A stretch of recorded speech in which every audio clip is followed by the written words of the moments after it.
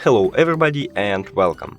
In this video I will show you how to check battery level for headphones Beats Studio Buds Plus on your iOS device. Basically, you have a few options how to do it. The first one is to go to Settings, now click on Test Beats Studio Buds Plus, and we can see a battery level.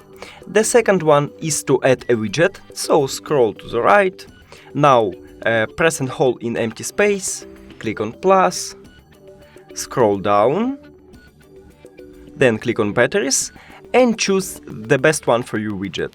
Let's say that. Then click add widget and we can see a battery level. That's it.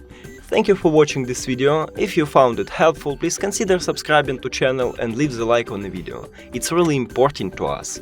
See you later!